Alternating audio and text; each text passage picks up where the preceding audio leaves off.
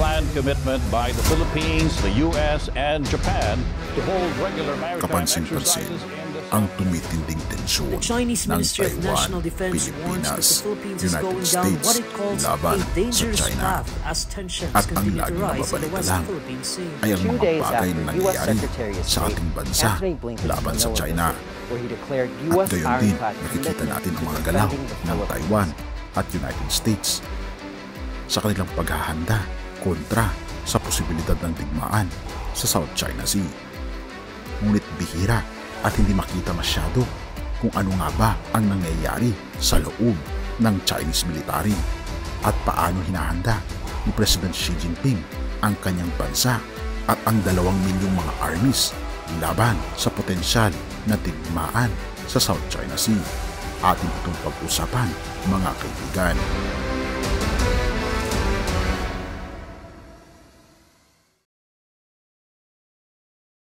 Siya nga pala mga kaibigan, kung nais nyo mag-donate sa ating channel, ay hinihikayat kita na sumali sa ating membership club na kung saan mabe-benefit ka sa mga private chats, badges, gayon din makakatanggap ka ng ating free ebook na Steps to Christ. Ito ang isa sa mga pinakasikat na anti-stress na libro sa buong mundo ngayon. Salamat kaibigan sa inyong pagsuporta sa pag-join sa ating membership. At balik tayo sa ating topiko. Maraming mga tao ang nag-express ng kanilang mga takot na tayo raw ay mas malapit na sa mga digmaan kaysa nung mga nakarang mga taon. Dahil ngayon, ang potensyal na magsimula ang totoong digmaan dahil na rin sa sobrang paghahanda ng mga bansa. At ang pinakanakatakot ay ang paghahanda ng China patungkol dito. Kapansin-pansin kasi ang galaw ng China. Ayon pa sa mga analyst ng mga Chinese, ay handang-handa na raw si Xi Jinping na makipagdigma. Dahil sa pag-upo pa lang nito, ay ang priority niya na ay ang military at binabalak nitong mag-colonize ng ibang mga bansa katulad ng Taiwan para madagdag sa teritoryo ng China. At kapansin-pansin, ang Chinese military ay nasa pagmamadali ayon na rin sa isang dokumentary na kinuhanan ng CNA Insider. Binanggit pa ni President Xi Jinping na dapat maghanda ang buong bansa upang harapin ang pinakamatinding bagyo na darating sa kanilang bansa. Hindi ito tumutukoy sa anumang natural calamity mga kaibigan, kundi ito ay tumutukoy sa posibilidad ng matinding giyera.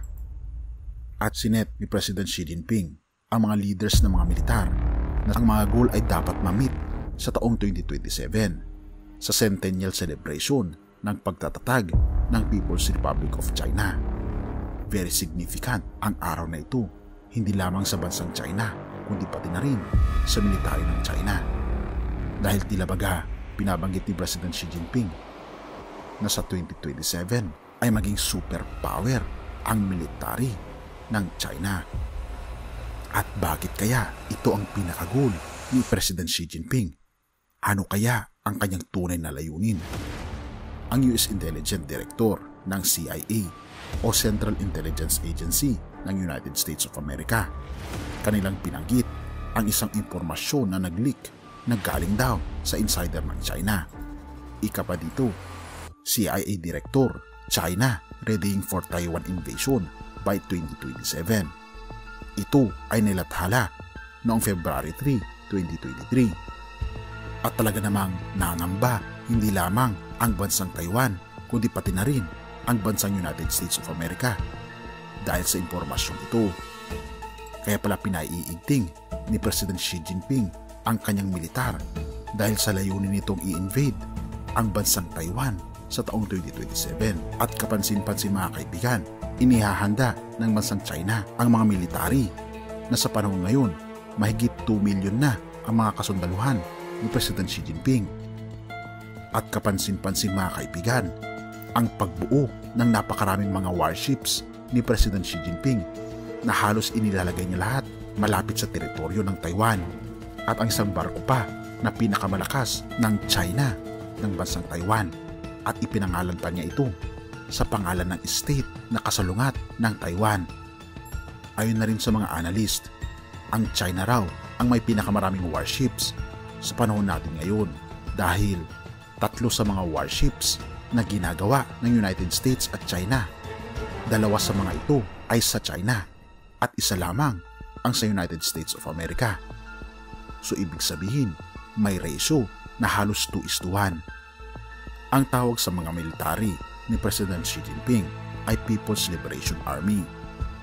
Nire-recruit ang mga armies sa edad 18 years old pataas at sinasanay sila sa matitinding mga training na tila baga sasabak sila sa isang digmaan sa maikling panahon lamang.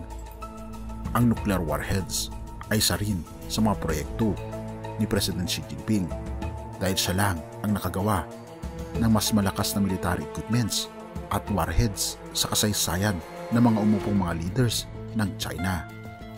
Dahil naibalita noong taong 2022, mayroon ng stockpile na 350 nuclear warheads ang bansang China ngayon. At kung ito ay papasabugin at kahit na 100 lang na mga nuclear warheads ang ipapasabog sa buong Pilipinas, ay malamang sa malamang wasak ang ating buong bansa. Ganito nakalakas ang China ngayon. At seryoso si President Xi Jinping sa kanyang mga balak. Ngunit binabanggit ng mga ibang analyst, hindi raw totoo ang balibalita ng CIA. Dahil wala naman daw silang masyadong nakikitang dahilan ni Xi Jinping para simulan ang digmaan sa West Philippine Sea.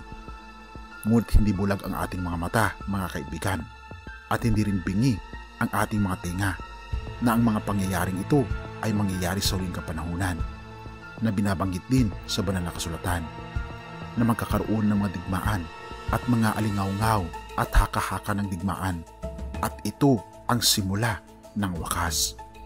Kaibigan, totoo man o hindi ang binabalak ng China laban sa mga karatig na bansa, ako'y lubos na naniniwala na ang ating Panginoong Hesus pa rin, siya pa rin ang may kontrol ng lahat. Unang Kronika 29 verse 11, sa inyo ang kadakilaan, ang kapangyarihan, ang karangalan, at ang pagtatagumpay, sapagkat inyo ang lahat ng nasa langit at nasa lupa, sa inyo ang kaharian, at kayo ang dakila sa lahat.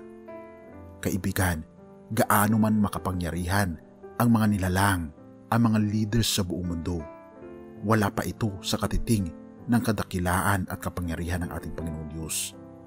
Siya ang totoong may hawak ng tagumpay.